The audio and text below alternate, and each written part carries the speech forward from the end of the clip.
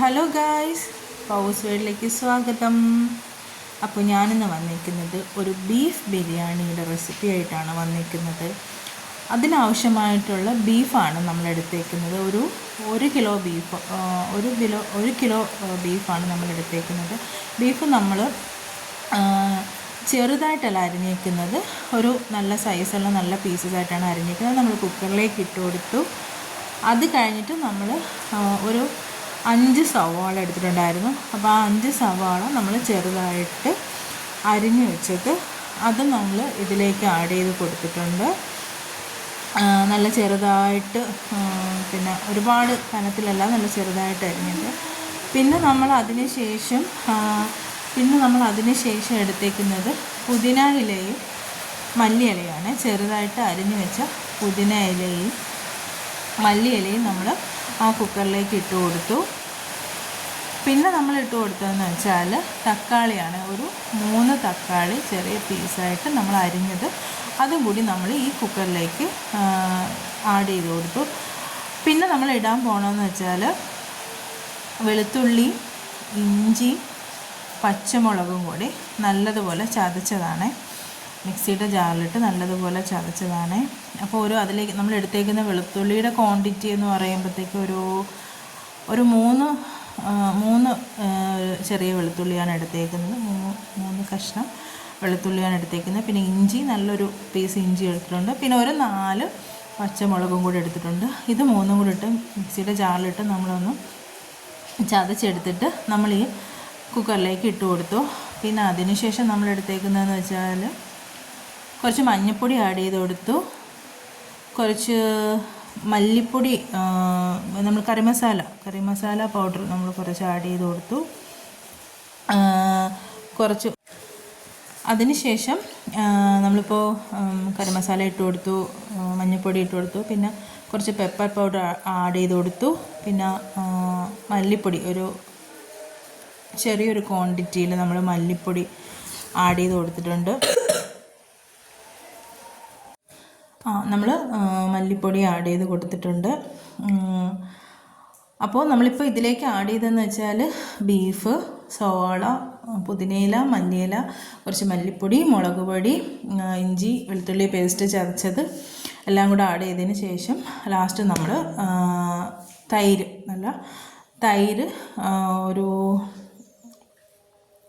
നമുക്ക് തൈരിൻ്റെ ക്വാണ്ടിറ്റി നമുക്ക് കുറച്ച് അധികമാവാം, കാരണം നല്ല ടേസ്റ്റായിട്ടിരിക്കും, അങ്ങനെ നല്ല ടേസ്റ്റി ആയിരിക്കും. അപ്പോൾ നമ്മളിതെല്ലാം കൂടെ ചേർത്തിട്ടൊന്ന് മിക്സ് ചെയ്ത് കൊടുക്കുകയാണ്.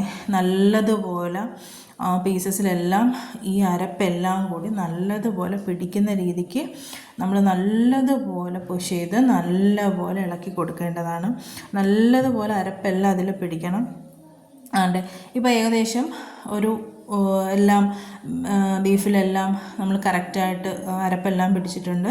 പിന്നെ അതിന് ശേഷം നമ്മൾ അരപ്പെല്ലാം പിടിച്ച് നല്ല ക്ലിയർ ആയതിന് ശേഷം നമ്മൾ അതിൻ്റെ മുകളിലേക്ക് കുറച്ച് നെയ്യ് ഒഴിച്ച് കൊടുത്തു. അപ്പോൾ വീണ്ടും നമ്മൾ എന്ത് ചെയ്യണം, നെയ്യ് ഒഴിച്ച് കൊടുത്തതിന് ശേഷം നമ്മൾ വീണ്ടും ഒന്നും കൂടെ അതേപോലെ നല്ലതുപോലെ നമ്മുടെ കൈ കൊണ്ട് നല്ലതുപോലെ കുഴച്ച് നല്ലതുപോലെ ഇളക്കി അരപ്പെല്ലാം ബീഫിൽ പിടിക്കുന്ന, നല്ല സൈസ് പീസ് ബീഫായതുകൊണ്ട് നല്ലതുപോലെ അരപ്പതിൽ പിടിക്കണം. അപ്പോൾ നമ്മളതെല്ലാം എടുത്തു സെറ്റാക്കി നമ്മൾ സ്റ്റൗവിലേക്ക് വെച്ച് കൊടുത്തു. അപ്പോൾ അതവിടെ നിന്ന് വേവട്ടെ. അതിനുശേഷം നമ്മൾ കുക്കറൊക്കെ ഇങ്ങനെ വെച്ച് കൊടുത്തു, അതിങ്ങനെ വേവുന്നു. അതിനുശേഷം നമ്മൾ ചെയ്യാൻ പോകുന്നതെന്ന് വെച്ചാൽ ബിരിയാണി റൈസിലേക്കാണ്.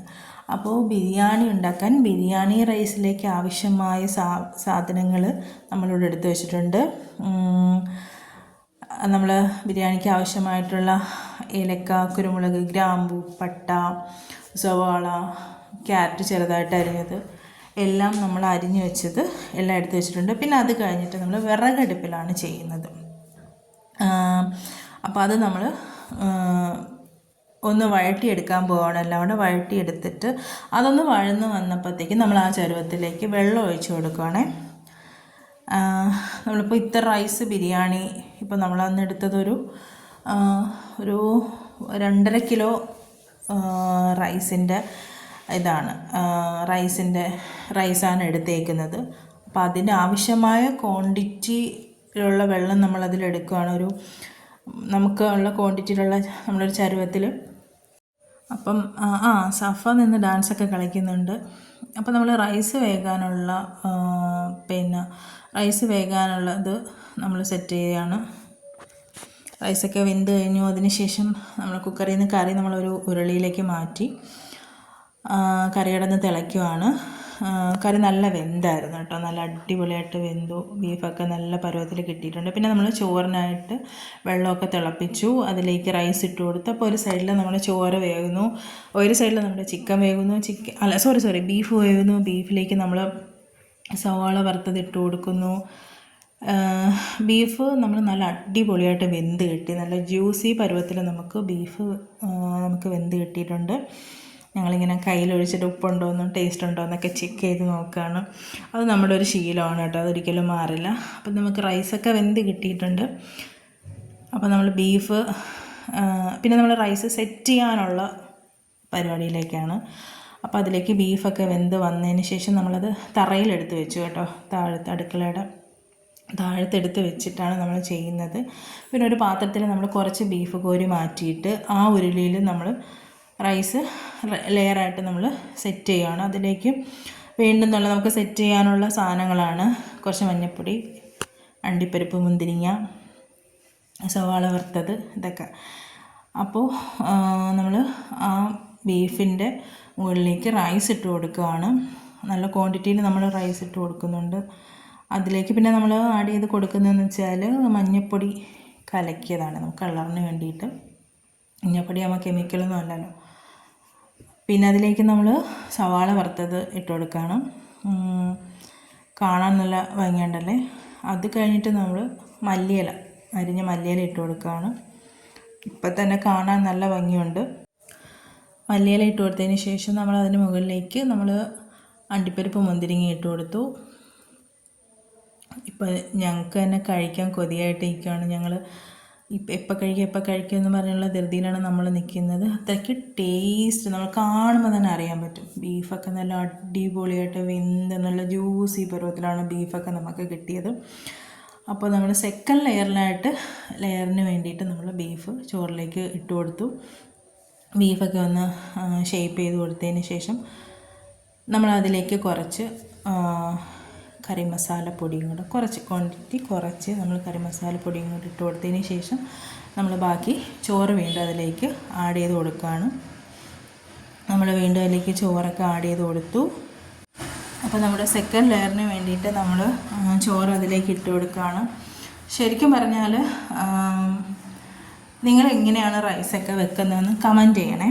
അപ്പോൾ എല്ലാവരും ഡിഫറെൻറ്റ് കുക്കിംഗ് ആയിരിക്കുമല്ലോ. ഓരോ ബിരിയാണിയിൽ തന്നെ ഡിഫറെൻറ്റ് പരീക്ഷണങ്ങളായിരിക്കുമല്ലോ ചെയ്യുന്നത്. അപ്പോൾ നിങ്ങൾ എങ്ങനെയാണ് ഉണ്ടാക്കുന്നത് എന്ന്, ബീഫ് ബിരിയാണി ആണെങ്കിലും ചിക്കൻ ബിരിയാണി ആണെങ്കിലും നിങ്ങൾ എങ്ങനെയാണ് ഉണ്ടാക്കുന്നതെന്ന് ഒന്ന് കമൻറ്റ് ചെയ്തേക്കണേ. പിന്നെ എൻ്റെ വീഡിയോ കാണുന്നവരെല്ലാം ഒന്ന് ലൈക്ക് ചെയ്യണം, ഷെയർ ചെയ്യണം, സബ്സ്ക്രൈബ് ചെയ്യണം, സപ്പോർട്ട് ചെയ്യണം. അപ്പോൾ എന്നെ സപ്പോർട്ട് ചെയ്ത എല്ലാവർക്കും ഞാൻ താങ്ക്സ് പറയുന്നുണ്ട്. പിന്നെ നിങ്ങളുടെ വിശേഷങ്ങളൊക്കെ കമൻറ്റിലൂടെ പറയണം. പിന്നെ പുതിയ ഡിഷസൊക്കെ ഉണ്ടെന്നുണ്ടെങ്കിൽ ഞാൻ അപ്ലോഡ് ചെയ്യുമ്പോൾ അതിനൊക്കെ എപ്പോഴും കണ്ട് ലൈക്ക് ചെയ്യണം, കമൻറ്റ് ചെയ്യണം, സപ്പോർട്ട് ചെയ്യണം. പിന്നെ അതിനുശേഷം നമ്മുടെ സെക്കൻഡ് ലെയറിൽ നമ്മൾ വീണ്ടും ആദ്യത്തെ പ്രൊസീജിയർ തന്നെ നമ്മൾ ചെയ്യുകയാണ്. കുറച്ച് മഞ്ഞൾപ്പൊടി വീണ്ടും ഒഴിച്ച് കൊടുത്തു. പിന്നെ അതിന് മുകളിലേക്ക് കുറച്ച് കറി മസാല പൗഡറും കൂടെ ആഡ് ചെയ്ത് കൊടുത്തു. ഇതൊക്കെ ഒരു ഫൈനൽ ലുക്കിൽ നമ്മൾ കഴിക്കുമ്പോൾ ഹെവി ടേസ്റ്റ് ആയിരിക്കും. ഓക്കെ, അപ്പോൾ നമ്മൾ കുറച്ച് ഗരം മസാല പൗഡറൊക്കെ ഇട്ട് കൊടുത്തിട്ട് അടുത്ത നമ്മൾ ഇട്ട് കൊടുക്കാൻ പോകുന്നത് നെയ്യാണ്. കുറച്ച് നെയ്യും കൂടെ ഒഴിച്ച് കൊടുത്തു. ക്വാണ്ടിറ്റി കുറച്ചിട്ടാണ് ഒഴിച്ച് കൊടുക്കുന്നത്, ഒരുപാടല്ല, ക്വാണ്ടിറ്റി കുറച്ച് നെയ്യും കൂടെ ആഡ് ചെയ്ത് കൊടുത്തു. പിന്നെ അതിനുശേഷം നമ്മൾ വീണ്ടും കുറച്ച് മല്ലിയിലയും കൂടെ ആഡ് ചെയ്ത് കൊടുത്തു. കാണാൻ തന്നെ ഭംഗിയുണ്ടല്ലേ, നല്ല അടിപൊളി ഭംഗിയുണ്ട്. അപ്പോൾ പിന്നെ കഴിക്കുമ്പം പറയേണ്ട കാര്യമില്ലല്ലോ. അപ്പോൾ മല്ലിയിലേക്ക് ആഡ് ചെയ്ത് കൊടുത്തു. പിന്നെ അതിൻ്റെ മണ്ടയിൽ കൂടി നമ്മൾ സവാള ആഡ് ചെയ്ത് കൊടുത്തു. പിന്നെ അതിന് ശേഷം സവാള ആഡ് ചെയ്ത് കൊടുത്തു. പിന്നെ അണ്ടിപ്പരിപ്പ് മുന്തിരിങ്ങയൊക്കെ ആഡ് ചെയ്ത് കൊടുത്തു.